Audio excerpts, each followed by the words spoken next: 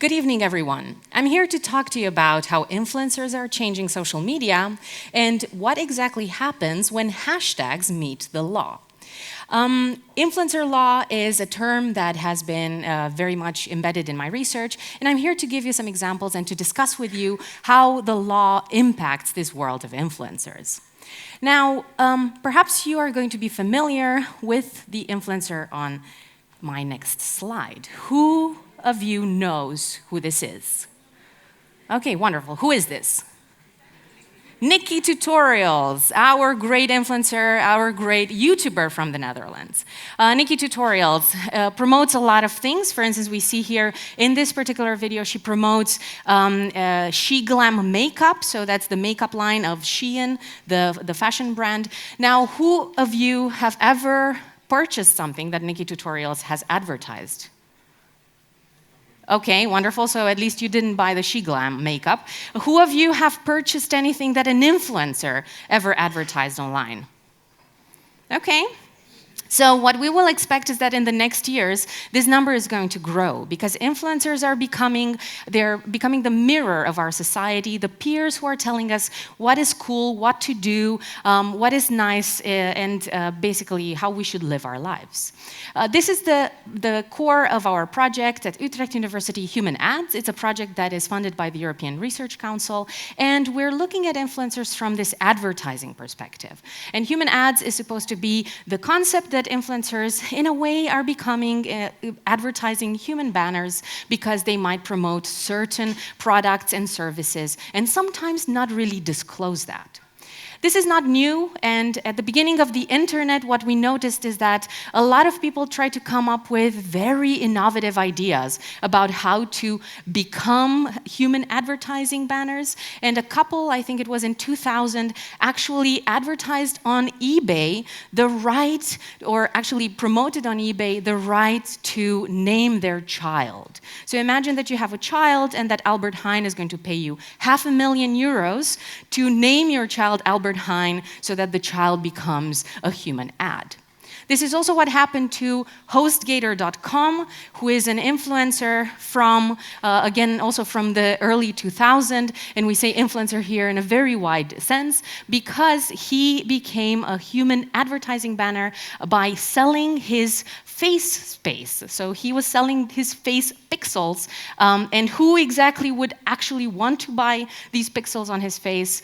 Porn websites. So he went around and he became a human advertising banner for porn websites, trying to encourage people to visit more of these websites. And unfortunately, this also led to him not really being able to get a lot of jobs. And he even had a GoFundMe campaign. You can look at him. There's a very nice Vice article about him. But nowadays, you don't have to do this. You don't have to tattoo porn websites on your face in order to make money on the internet. And what happens is that if you even Google how do you make money on the internet, the biggest way in which you can do that nowadays is going to be by using social media. And on social media, you can monetize your presence in many different ways. And for instance, you can sell things, you can advertise things, you can have lives in which you can speak about all sorts of topics, from studying to fashion to sports to anything that you can possibly think of, to being an NPC, making repetitive moves and actually earning €10,000 per month. Now, a lot of the industry has been moving from the idea of an influencer to the idea of a content creator, because as we heard earlier as well, since we were also introduced by an influencer, basically content creators can also have a very good and beneficial impact on the world. Why is that? They can speak about things that are wrong with our societies. They can encourage us to be more open, to be more critical. They speak about news. They speak about aspects that we really need to improve about ourselves. And that is fantastic. But then there are also darker sides where influencers will try to benefit from their so-called parasocial relationship. That is the unilateral relationship that creates between you as the audience of someone who you really admire and you like, and that person who is also making money out of that. There is a Forbes top every year now for the past years that really shows the growth of this industry, and the 50 best creators in the world, as Forbes calls them, in 2023 have over 2.6 billion followers and also have made in total around $700 million. So that is not little. And we have influencers and creators, for instance, like Kaby Lame, who is a TikToker, who has 161 million followers, who says, I realize I have a responsibility. Well, he makes these very funny videos where he acts as a mime, so he's going to make reaction videos where he doesn't even say that much. But even so, in the way in which he has been building his brand, in the brand building, he's trying to be very mindful to the fact that he has a very large audience of children. So he doesn't want to do things that are going to be problematic for children. However, not all influencers think that much about the vulnerable members of their audience. So we have here what is called Mascara-gate. Has anybody followed Mascara-gate here in the audience? Okay, so we don't have enough people on TikTok here. So maybe that should change. I don't know. I'm just putting that as a question mark. So here we have Michaela Noguera. This is an American content creator who came and made a video one day that changed the nature of advertising because she made a video where she said, look at my lashes. These lashes, I'm using this mascara. It's the best mascara that I've ever seen in my entire life. Look at how long my lashes are. And this was actually advertising. So she was telling her followers with a lot of passion the fact that she was getting this immense length in her lashes when in fact she was using fake eyelashes and she was hiding the fact that this was an ad. Now, we noticed in our research, we have also some of our researchers from our team here tonight. In our research, we try to combine legal perspectives and also computational perspectives and media studies perspectives to understand what is happening in this world.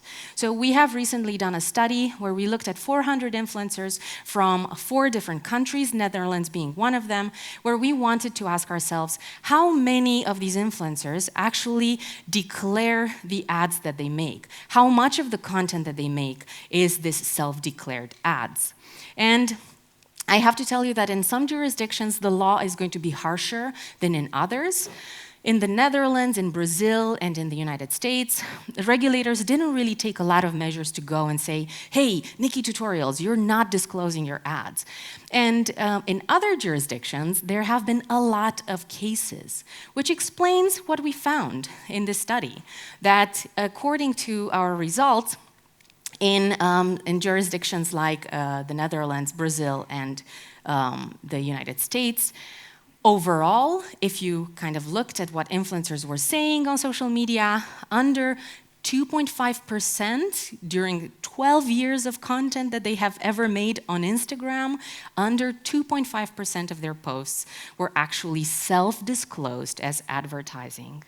Except for Germany, because in Germany, after a bunch of cases against influencers, beauty and fashion and lifestyle influencers who had not disclosed their advertising in the same way in which Michaela hadn't disclosed the advertising, a lot of consumer organizations took note of that and wanted to make sure that they are going to disclose advertising in the future.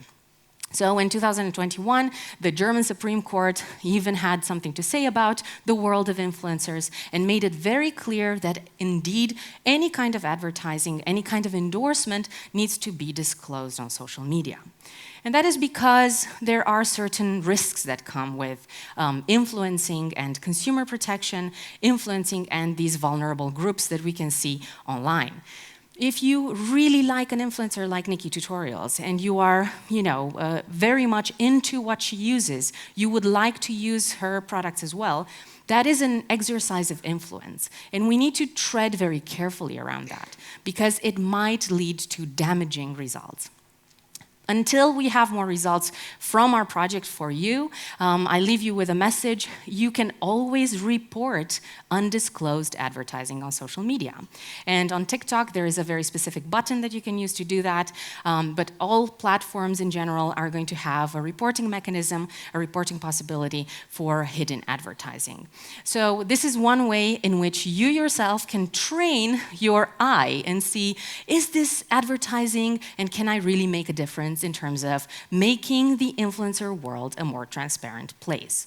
You can follow our research also on Twitter and also on our website, and you can always send me an email about more information about this research. And I thank you for your attention and welcome your questions.